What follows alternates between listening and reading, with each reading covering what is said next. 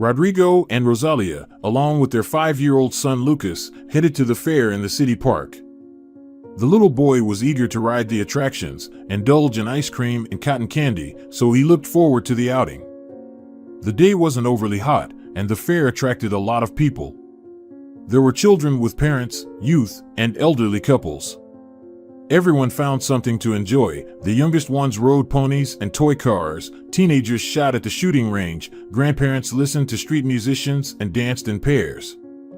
Everything was wonderful, but at one point Rodrigo and Rosalia lost sight of Lucas, who was chasing pigeons around the central fountain. "Where's the little one?" exclaimed the worried mother. "He was just here," her husband replied, looking bewildered. The young couple frantically began searching for their son. They asked passers-by if they had seen a curly-haired boy in a red shirt and green shorts, but people just shook their heads in response. How could anyone remember someone in such a crowd? Rodrigo and Rosalia were seriously frightened. Where could he have gone? The young woman fretted. What if he's been kidnapped? Rodrigo did his best to reassure his wife. "Don't worry, darling, we'll find him," he said encouragingly, though he himself was very scared. He feared their son might have run out of the park and into traffic. "Maybe we should split up," Rodrigo suggested. "I'll go to the exit and check the streets. Maybe Lucas remembered where we parked the car and went there. You go to the Green Bridge and look for him there." Rosalia nodded, barely holding back tears. On standby, her husband waved to her and hurried towards the main gates. Meanwhile, Rosalia ran towards the Green Bridge, a local landmark that attracted strollers every day. The bridge was named for the ivy that hung on both sides, forming a green wall. Underneath flowed a small stream, a pleasant spot to sit on summer evenings. Breathless, Rosalia approached the bridge, calling Lucas's name as she went. Suddenly, to her relief, she heard children's laughter. The young woman darted toward the sound and realized it was coming from under the bridge. She pushed aside the ivy and entered the semi-darkness. Her eyes took a moment to adjust, so Rosalia couldn't see anything clearly at first, but she understood that there were 2 children playing under the bridge. Apparently, they were running back and forth, taking turns chasing each other. "Lucas?" Rosalia asked hopefully. "Mom," she heard her son's familiar voice and couldn't hold back her tears. A moment later, her son was hugging her tightly. "You scared me so much, sweetheart," Rosalia said tearfully. "You can't run away from Mommy and Daddy." Lucas looked up and met her eyes. "Sorry, Mommy. I was playing here with my new friend, Leah." Now Rosalia noticed the little girl about 4 years old. She had curly chestnut hair and a completely dirty face.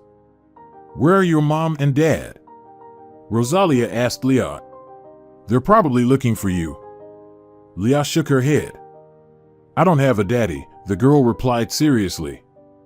"But my mommy is somewhere nearby, playing the flute. It's to make money for us." As the girl fell silent, Rosalia could indeed hear the faint sounds of music. "And my grandpa went crazy with grief," Leah continued. "He stopped talking. Now he's silent all the time, like a fish." "Poor thing," Rosalia thought. "I'll take you to your mommy," the young woman said. "It's time for Lucas and me to go home." "No, Mommy. I want to play a little more with Leah." Lucas protested. "It's too late," Rosalia replied. "You're tired." "But I can sleep here," her son objected. "Here, under the bridge?" Rosalia was surprised. She couldn't understand where her son got such an idea. "Yes," her son replied eagerly. "Leah and her family do it." With these words, the boy showed his mother some crumpled blankets and pillows lying on a bed of dry grass. Rosalia was taken aback. So, the girl her son had befriended was homeless. Her first thought was to get Lucas away from here as quickly as possible. But Leah looked at her so trustingly, and she was so cute, that Rosalia wanted to know more about her and her family. She took Lucas and Leah by the hand and led them out from under the bridge. "I'll call Lucas's dad now, And then you'll take us to your mom, the young woman said to the girl, taking out her phone from her bag. I found Lucas under the bridge, Rosalia said when Rodrigo picked up the phone. He sighed with relief. I'm coming to you, exclaimed the man, then added anxiously, he wasn't scared, was he? No, everything's fine, Rosalia replied. He was playing with a new friend. We're waiting for you at the bridge. With these words, she hung up. Now let's go to your mom, Rosalia said to the girl. Leon nodded eagerly and ran across the bridge toward the sounds of the flute. Rosalia and Lucas could barely keep up with her. On the other side of the stream, there was a small stage where street musicians often performed, and in front of it, under the shade of willows, there was a row of benches for resting. In the center of the stage, on a low stool, sat a beautiful young woman.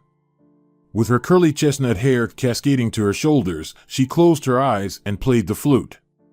She wore a simple, wrinkled linen dress. Mama, Mama, shouted Leah, climbing the wooden steps onto the stage. I brought my new friends. Startled, the young woman abruptly opened her eyes and stopped playing. Leah, she said sternly, looking at her daughter. I asked you not to shout so loudly. You scared me. Then the young woman's face took on a worried expression. You're all dirty again. You've been playing in the dirt. We need to go to the river and wash you properly. Sorry, Mommy, replied the girl as the young woman adjusted her dress. I'll wash up. But please, let me introduce you to my new friends first. I'm so happy to have met them. Rosalia was surprised by the eloquence of the girl's speech. She seems to come from an educated family, she thought. Meanwhile, concern flashed across Leah's mother's face, but when she glanced at Rosalia and Lucas, she visibly relaxed. Her forehead smoothed, and a faint smile appeared on her face. My name is Lola, she introduced herself. I'm a musician. After a moment's pause, she added, though right now I'm not looking my best. Our family is going through tough times. With that, the young woman sighed heavily. I'm Rosalia, Lucas's mother introduced herself. Nice to meet you. She was increasingly convinced that she was dealing with very educated people. Leah already mentioned that your grandfather went mad, Lucas chimed in. Is that why you're having a rough time? Rosalia gave her son a stern look, but softened a moment later.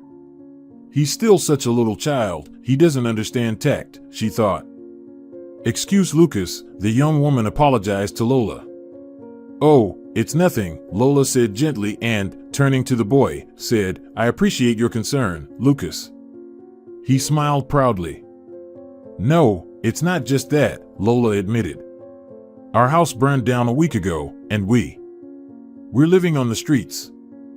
As she said this, Lola couldn't hold back her tears. Little Leah began to comfort her mother, affectionately stroking her hand. Oh, what a pity! Rosalia exclaimed sincerely. So, your house wasn't insured? That's the thing, it wasn't, Lola confessed. We had just moved there from another city where I grew up. My mother passed away, and my father took it very hard. It's been a year now, and he can't let go and get over the loss. So, I thought moving might help him recover. But it only got worse. Lola sniffled, and at that moment Rodrigo approached them. Here I am, he smiled at his wife, oblivious to Lola. Are we ready to go? Just a moment, dear, Rosalia said. Let me introduce you to Lola and her daughter, Leah. They've had a tragedy, their house burned down. It wasn't insured. And now they're living on the streets. Rodrigo cast a sympathetic glance at the young woman. I'm very sorry, he said. Meanwhile, Rosalia fell into deep thought.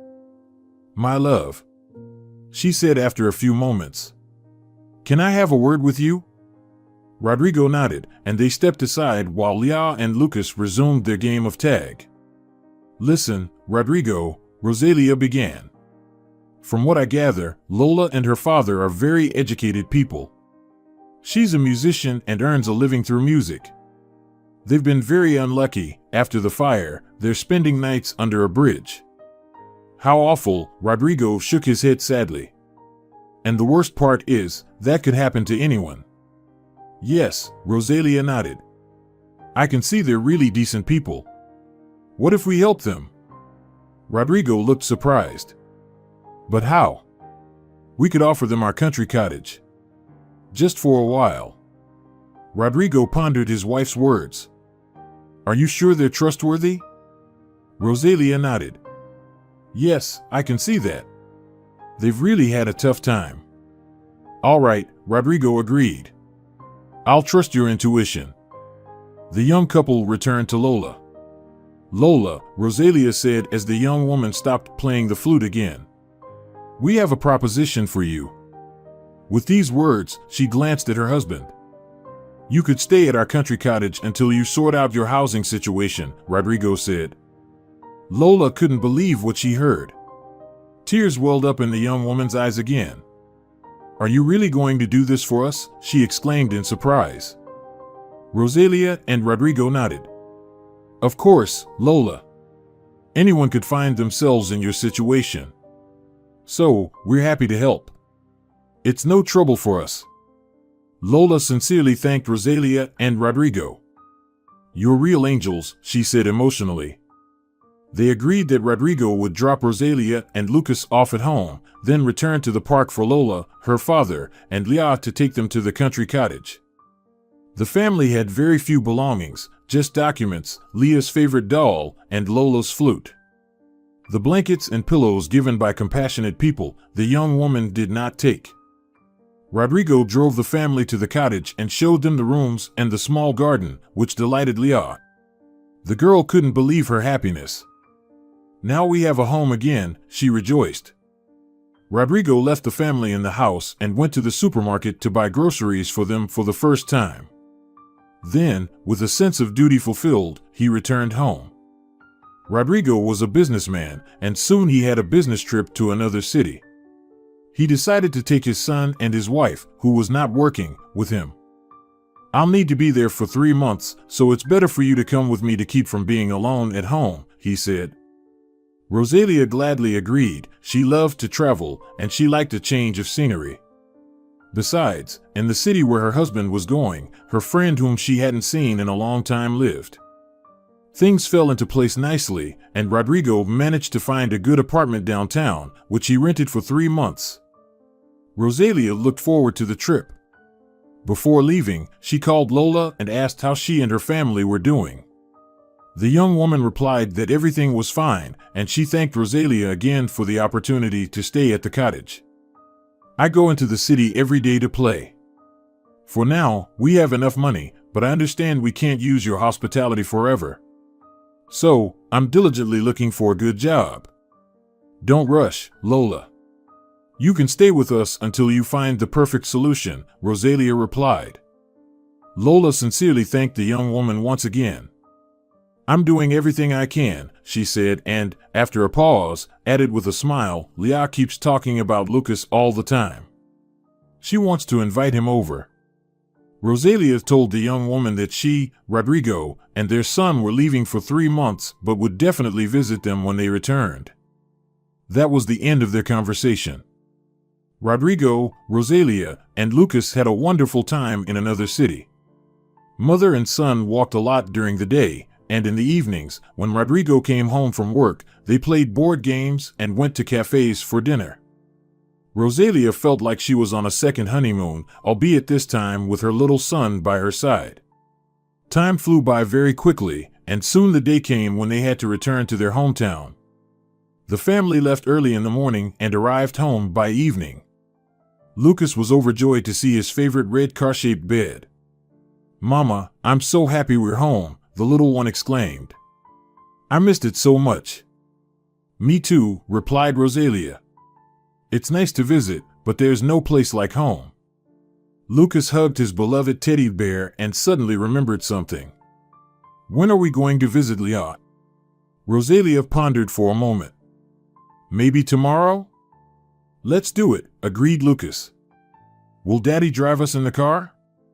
Rosalia kissed him on the forehead. "I think so," she nodded. "Let me ask him." Rodrigo wasn't opposed, especially since he didn't have work the next day. Rosalia called Lola the next day and warned her that they would be visiting. The young woman felt like Leah's mom hesitated for a moment, but then said, "Yes, of course, we'll be waiting for you." Rosalia decided she must have imagined it. The next day, the family woke up, had an omelet and toast with cocoa for breakfast, and set off for the cottage. Lucas couldn't wait to see Leah. When they pulled up to the house, the girl came out onto the porch and, seeing the familiar car, ran up to the gate. "It's you. You finally come," she exclaimed joyfully and, lowering her voice, confided, "and Grandpa has arranged such a surprise." Rosalia's heart sank. Had the old man caused trouble in the house? Was that why Lola didn't seem happy to hear they were coming to visit? Rosalia bit her lip and prepared for the worst. But when she and Rodrigo entered the room, they couldn't believe their eyes. The walls of the living room, which had been empty before, were now adorned with paintings. Rosalia even felt for a moment that she had stepped into an art gallery. "I'll explain everything to you now," Lola hurriedly said as she greeted them. It was clear she was very nervous. Rodrigo and Rosalia stared at the young woman, waiting. They had no idea where all these canvases had come from. It had only been 3 months, and Lola had become a collector of paintings in that time? But where did she get the money? Wasn't she looking for a job to move into her own place? Rosalia's head was spinning. "All these paintings were done by my father," Lola finally confessed. Rosalia and Rodrigo exchanged astonished looks. "So, he's an artist?" the man clarified. Lola shook her head in response. "No, he never was. I've never seen him pick up a brush in my life, until recently," Lola said. "Then I don't understand," Rodrigo shrugged. "It's because of my mother. As I mentioned before, she passed away just over a year ago, and my father couldn't find peace. He didn't talk to anyone. Then about a week after we moved here, he suddenly asked me to buy him canvas and paints. It seemed strange to me, but I couldn't refuse him. He had been silent for so long. That day I lingered in the square where I played the flute to earn more money. I had enough for a small canvas, brushes, and the cheapest set of paints. At home, my father thanked me for getting everything he needed. He set himself up in the garden, creating a workspace, and to my surprise, I saw him start to paint. I didn't want to disturb him. He sat in the garden for over 4 hours, hardly moving and not looking up from his work. I quietly left the house and approached him unheard. Looking over his shoulder, I saw that he had painted a poppy field and a girl in a red dress, so beautifully that I couldn't believe my eyes. When the painting was finished, my father silently stood up and went inside without looking at me. He locked himself in his room, and I thought I heard him crying. I carefully took my father's painting and hung it on the wall. The next day, my father asked me to buy him another canvas, which I did. The same thing happened again. Dad painted for a very long time, and then silently went back to his room. I hung the painting on the wall again, just like the first time. This repeated many times, as you probably guessed. "This is amazing," Rosalia said, examining the paintings. "It seems your father has a real gift that apparently lay dormant in him all his life." Lola nodded, barely holding back tears. "It's a pity Mom never saw this," she said. Rosalia agreed with her. Yes, she would have loved it. Meanwhile, Rodrigo was silently thoughtful, as if considering something in his mind. "Maybe we should sit in the garden?" "I'll bring some drinks," Lola suggested. "With pleasure," Rosalia replied. They left the house and, descending from the porch, walked along the path to a white gazebo shaded by a large oak tree. There was a small table and 2 garden benches. Rodrigo and Rosalia sat down on one of them. "What are you thinking about?" the young woman asked. "I have an idea," Rodrigo replied seriously. Rosalia didn't interfere with him. Lola brought a tray with cool lemonade and fresh fruits. "Help yourselves," she warmly offered, placing the tray on the table and sitting across from the young couple. Rosalia gladly took a sip, only now realizing how thirsty she was. "How's the job search going?" she cautiously asked, not wanting Lola to think she was trying to drive her away from the summer cottage. Lola sighed. "Not well so far," she sadly replied. It was clear this question troubled the young woman, and Rosalia regretted asking it. She reached out and took Lola's hand. "You'll find a job for sure. Everything happens in its own time," Rosalia encouraged. "I hope so," Lola weakly smiled. "I need a job to find my own place." At that moment, Rodrigo chimed in. "I have an alternative idea," he said weightily. Both women looked at him with surprise. "Your father's paintings," Rodrigo began. "You've seen them yourself. I'm sure they could interest wealthy investors and patrons. Why not try to contact someone in that circle?" Rosalia smiled. "Well, Rodrigo, so that's what you've been thinking about. What a clever idea.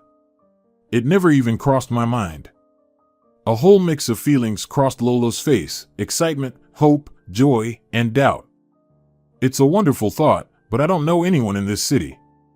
"I have no connections," Lola said. Rosalia turned to Rodrigo. "And what about you, darling?" she asked. He smiled mysteriously. "I think I might know someone." With these words, he took a big sip of lemonade. A week passed.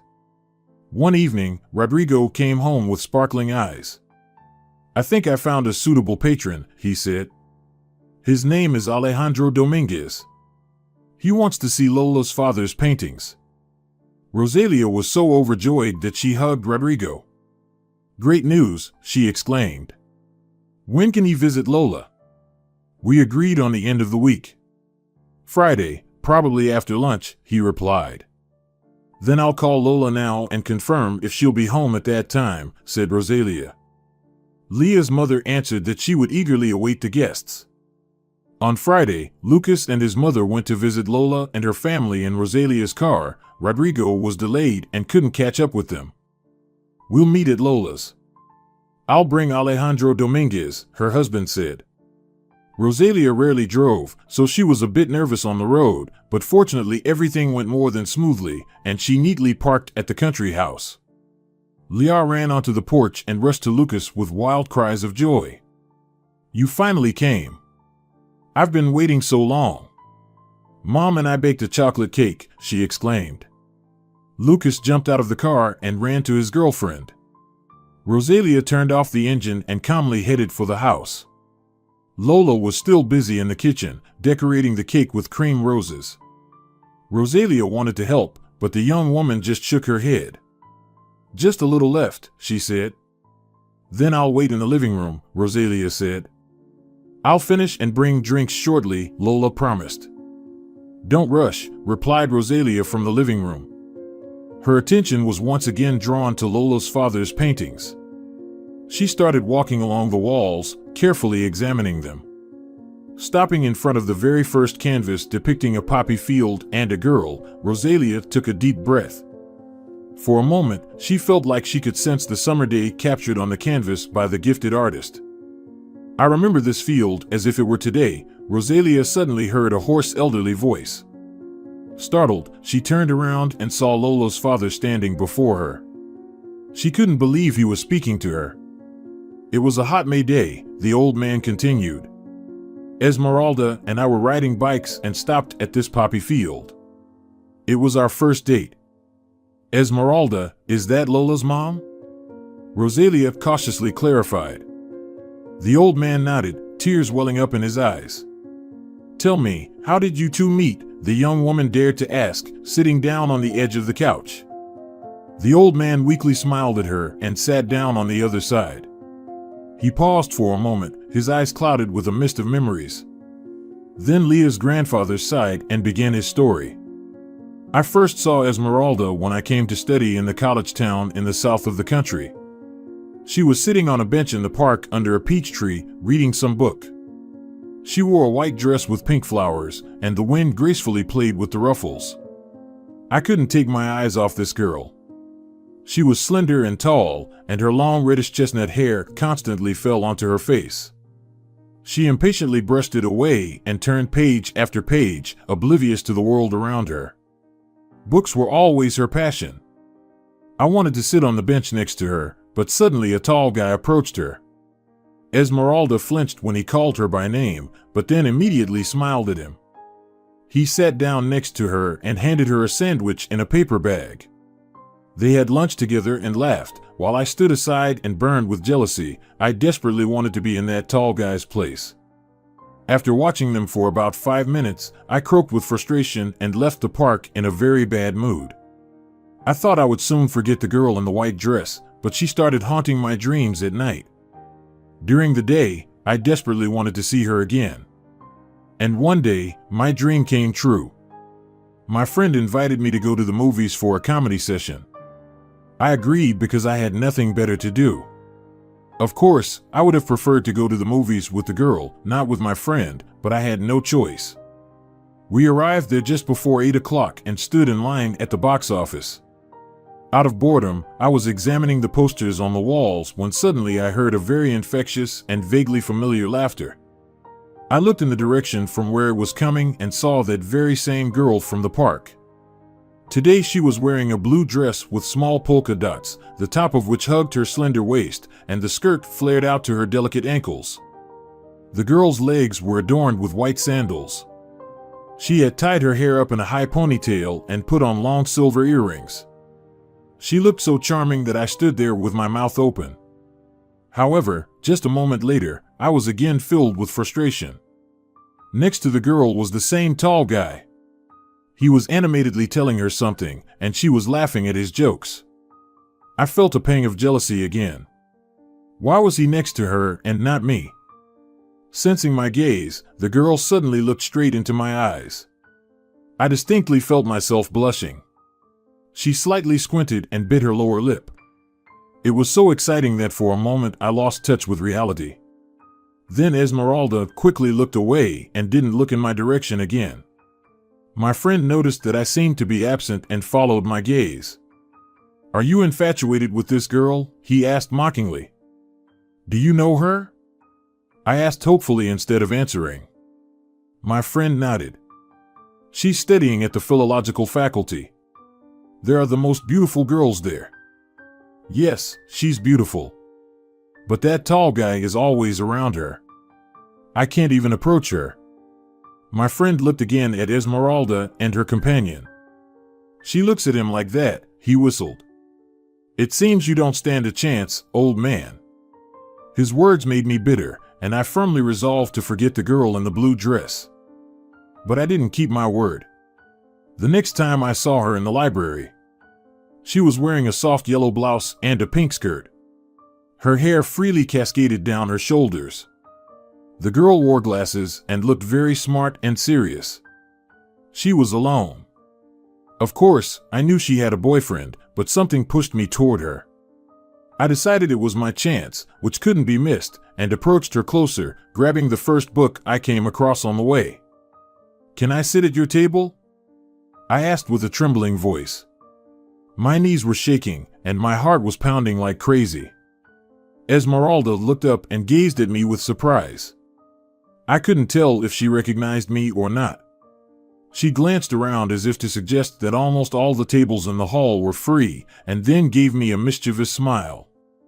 "Of course, sit down," nodded Esmeralda, rearranging a few books to make it more comfortable for me. I sat down and pretended to be engrossed in reading.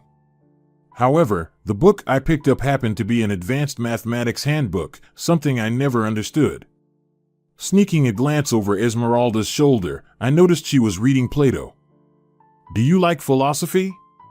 I ventured to ask with a voice that felt foreign to me. She looked up at me, and I feared she might scold me for interrupting. Instead, she smiled. "He has interesting thoughts," she replied, and immersed herself in reading again. I returned to the incomprehensible formulas and pondered my next question, but it wasn't necessary. "I'm hungry," suddenly said Esmeralda. "Would you like to go to the cafeteria and grab a snack?" I stared at her in astonishment. Was she inviting me? "I just hate eating alone," Esmeralda confessed, shrugging her delicate shoulders. I had no choice but to agree. As we walked towards the stairs, I was secretly overjoyed. Yet, I couldn't help but worry that her boyfriend might suddenly appear during lunch, which dampened my enthusiasm. We descended to the cafeteria, nearly empty at that hour. Esmeralda chose a table by the window and sat down. I took the seat opposite her. "What would you like?" I asked, handing her the menu. "I love the croissants with cream cheese and blueberries here. How about you?" Confessing that I rarely visited cafes, I shrugged. "I think I'll try your favorite croissant." "And I'll have a cappuccino," Esmeralda added with a nod. I placed our order and was told it would be ready in 5 minutes. Returning to the table, I cautiously looked at Esmeralda. "So, you study advanced mathematics?" she asked, squinting slightly. She sees right through me, I thought. "Actually, no," I confessed. "Sometimes I just need a distraction. I'm a historian." "Oh, I didn't expect that," Esmeralda said, surprised. "So you're also a humanities person?" "We have a lot in common," I blurted out, blushing deeply. Fortunately, the waiter arrived with our order, and we eagerly dug in. I was hungrier than I realized, and the croissant was indeed delicious. Suddenly, I felt very comfortable with Esmeralda, like I could just be myself. It was different from my experiences with other girls. I relaxed, and our conversation flowed easily and naturally. To be honest, I forgot about everything else in the world, so when her tall friend suddenly appeared at our table, I froze. "There you are. I've been looking everywhere for you," he said to Esmeralda without paying any attention to me. I expected her to blush or become flustered that her friend caught her with someone else, but she just smiled cheerfully. "Oh, Pablo, sorry I didn't warn you. Were you waiting for me upstairs?" "Yes," in the philosophy literature section, Pablo nodded and pulled a chair to sit at our table. I was very surprised because I didn't notice any jealousy in him.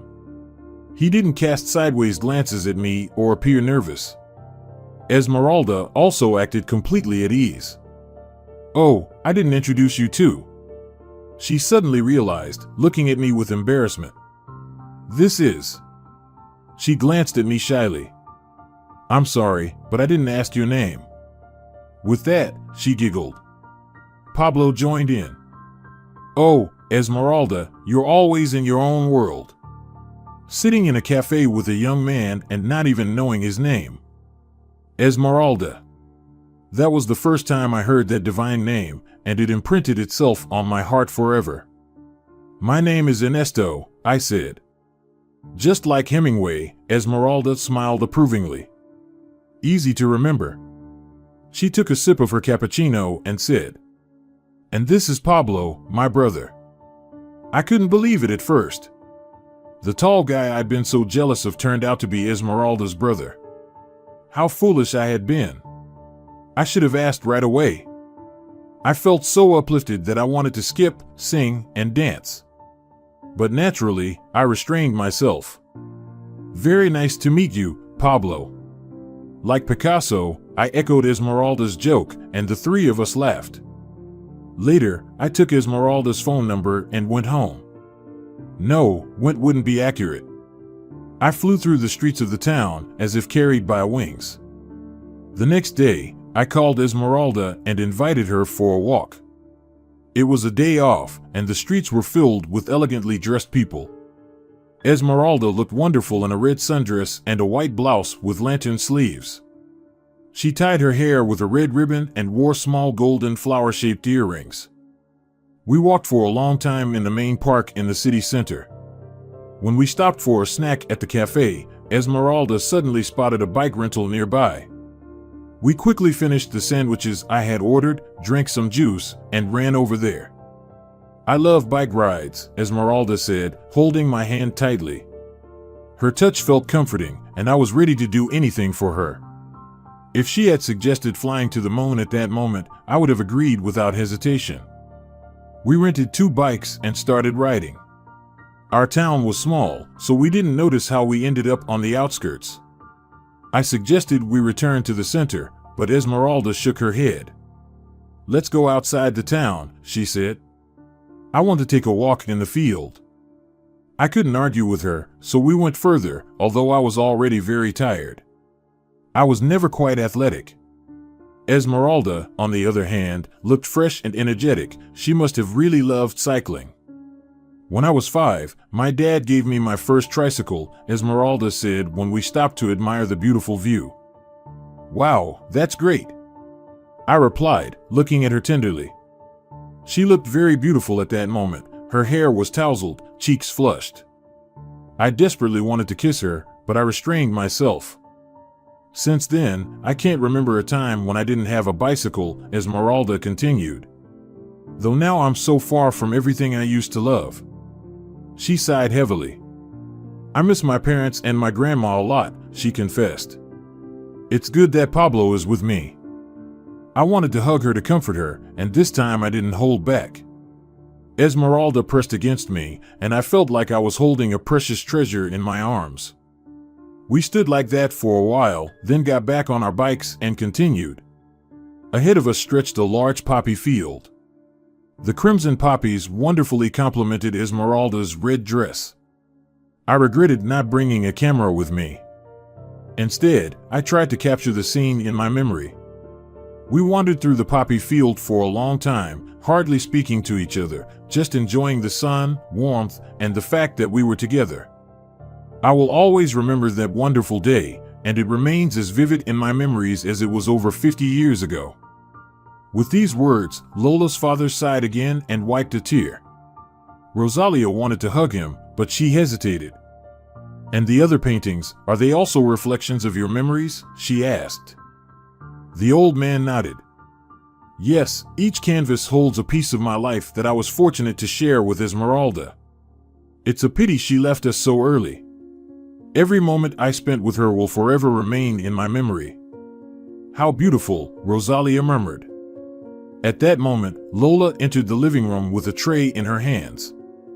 "I made lemonade," she said, and, noticing her father, almost dropped the tray. Rosalia quickly got up from the couch to help her. "I'll put the tray on the table myself," the young woman said, and Lola nodded. "Dad, I was just surprised to see you here. You rarely leave your room. Did you talk?" Saying this, Lola looked puzzled. "Yes, Senor Ernesto told me about your mom Esmeralda," Rosalia said. "Really?" Lola couldn't stop marveling. Rosalia asked how we met, and I wanted to share our story with her and Esmeralda, the old man confessed quietly. "It was very romantic," Rosalia added. "I was enchanted. It seems like a whole book could be written about you." Old Ernesto cast a grateful glance at the young woman. "I would be pleased to read that book and relive all the happiness I experienced with my beloved." With these words, the old man smiled dreamily. "Maybe someday Liao will do it," Lola said. "She already loves to write stories and even tries to write down her own stories." "How wonderful!" Rosalia exclaimed. At that moment, there was a knock on the door, and Lola hurried to open it. Rodrigo and a rather attractive young man in a suit entered. He had wavy black hair, tan skin, a mustache, and a neat beard. The type of man to whom Alejandro belonged really appealed to Lola. The young people entered the house, and the unfamiliar gentleman immediately noticed Ernesto's paintings. "This is amazing, Rodrigo," he whispered instead of a greeting. "Believe me, when you talked about the paintings, I didn't think they would be so wonderful." Rosalia's husband nodded happily and hastened to introduce the guest. "As you may have guessed, this is Alejandro Dominguez, a well-known patron in town." The man politely bowed his head and smiled at everyone present with the most charming smile that unexpectedly made Lola's heart beat faster. "And this is Lola, Rosalia, and Senor Ernesto, the author of the paintings you have the honor to contemplate on the walls of our humble home," Rodrigo jokingly introduced the others. Alejandro smiled again and kissed Lola's hand. She blushed. Everyone sat down on the couch, but Alejandro continued to stand, examining Ernesto's paintings. "I can say one thing, these are stunning works. They convey life, movement, smells, sounds, and love. Isn't it wonderful? I swear, I'm enchanted by these paintings. The old man Ernesto even shed a tear upon hearing these words. I'm very pleased that you appreciate my work so highly, he confessed. Although I'm no artist, it's just a way for me to express my feelings. Alejandro nodded understandingly. And that's exactly how true high art is born, he remarked. I'm ready to buy all your paintings, if you'll allow. All eyes turned to old Ernesto. He remained silent for a while, then finally spoke up. Of course, these paintings are dear to me, as they are memories of Esmeralda. But I have no right to keep them locked away. Let the world see them. Lola smiled and hugged her father. Your memories have found physical form to become a part of many people's lives, she said, and the old man agreed with her. So it's settled. Alejandro exclaimed joyfully. Let's toast to our meeting. He raised his glass of lemonade, and everyone followed suit. Later, Lola treated the guests and children to chocolate cake and other delicacies. Towards evening, Rodrigo, Rosalia, and Alejandro bid a heartfelt farewell to old Ernesto and left the house. Rodrigo headed towards the car while Rosalia searched for Lucas in the garden, who was busy playing with Leah. Lola and Alejandro remained alone. May I have your phone number? The man asked. I'll call you to arrange a meeting once the lawyer prepares the contract. Lola gave the young man her number. It was nice to meet you, he said, kissing her hand again. Until we meet again, Lola. Until then, Alejandro, the young woman replied, trying to calm her racing heart. For a moment, she felt that she had also made an impression on him. A few days later, Alejandro and Lola signed the contract, and the young woman received a substantial sum of money, which was enough to buy a new house. For the housewarming, she invited Rosalia, Rodrigo, and Lucas, as well as Alejandro, with whom they had been actively corresponding since then. The house seemed more than charming to everyone, spacious, bright, and cozy. Leah got her own room, which she immediately showed to Lucas. Old Ernesto spent some time with the guests before retiring to his room. He had already begun working on a new painting. The young people had a great time, discussing various topics, and later Rodrigo and Rosalia prepared to leave for home. Lola escorted them to the gate, leaving Alejandro and herself alone. Lola, may I ask you a personal question? Alejandro asked. The young woman noticed his slightly trembling hands. Of course, she replied, shyly glancing at him. About Leah's father. What happened to him? Alejandro awkwardly inquired. Lola lowered her head. He passed away when Leah was just a year old, she answered softly. I'm sorry, Alejandro sympathetically murmured. He didn't know what to say or where to put his hands. Lola looked up and met his gaze. It's okay, she whispered. I've come to terms with the loss. My late husband holds a special place in my heart, but life goes on. Alejandro nodded. Then, may I dare to invite you on a date, he stammered. Lola lowered her eyelashes and nodded. Yes, you may, she said. Thus began another beautiful love story. Alejandro and Lola started dating, fell in love, and a year later, the man proposed to the young woman, who happily accepted. She continued to play the flute, but thanks to her husband's connections, she now performed in concerts. Lola and Alejandro, along with Rosalia and Rodrigo, continued their close friendship as families, and their children eagerly anticipated each new meeting. Dear viewers, if you enjoyed the story, please support the video by liking it and leaving a comment. Thank you very much.